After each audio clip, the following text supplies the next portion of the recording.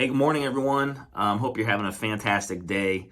On today's call, it was quite interesting. There was an agent that came up as far as talking about a deal that he was working or trying to get into contract for a buyer client. And, we're starting to see a little bit more of this in our market in Columbus where things are starting to shift, not on every single property, but just with the rise of interest rates and, the market that really causes the market to kind of slow down a little bit.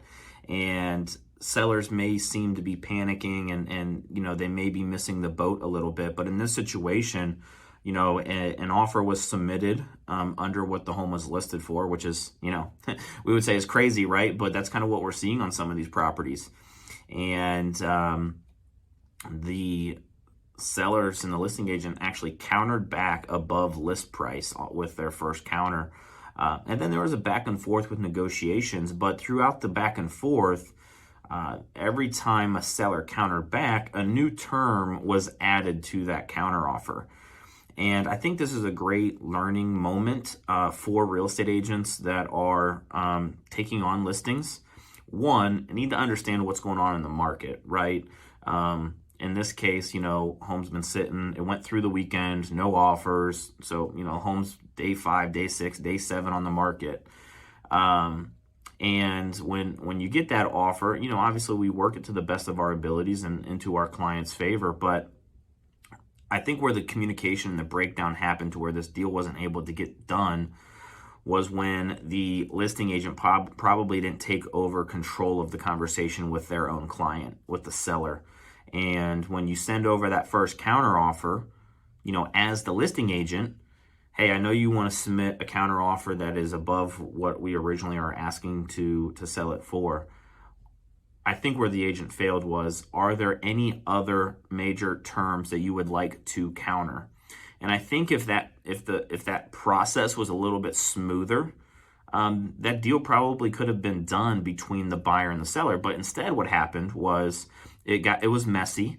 The buyer kind of got turned off from the way the sellers were going about things, adding in counters and terms, with each and every counter.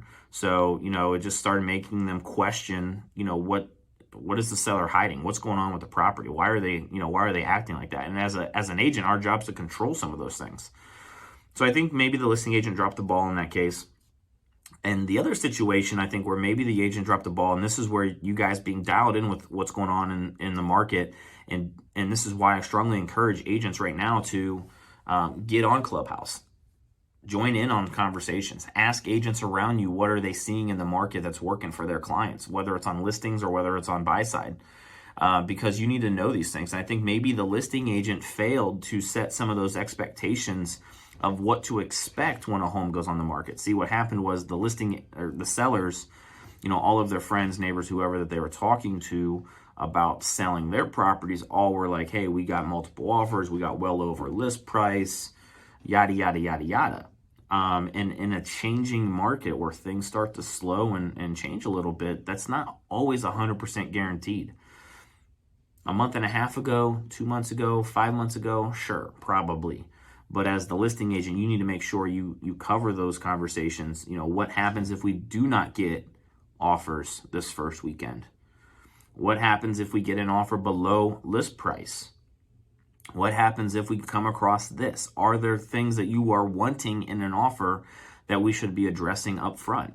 Those are the hard questions as a listing agent that you need to be asking your clients and that you need to be taking control of. See, one of the things that I try to coach agents on is becoming the authority figure, right, to your client. And if you're not the authority figure, then your clients are going to walk all over you. And you got to get to the point where, and this is kind of where, I think of things. I think of myself mentally in the same capacity as an attorney and as a doctor. Very rarely do you go in and walk into your doctor's office and tell them, I need X, Y, and Z done to me, right? Here's what's going on. I need X, Y, and Z done. Never happens, right? Same thing with an attorney. Sometimes, you walk in and they're telling you what your options are. You may not like any of them, but they're telling you what their options are. It's because those two professions have authority over you, right? We take them, they stand at a higher ground. And that's where, as an agent, you need to get to in your businesses. I'm the authority figure to my client. Here's how we do things. Here's what's going to go on. Here's what we can expect. And then from there, you can kind of control that process a little bit more. So join in on the conversations. Ask the agents around you what's working for them, what's not working for them in this market, and make sure you stay dialed in with interest rates and what's going on around you, because it does impact your clients and it impacts you.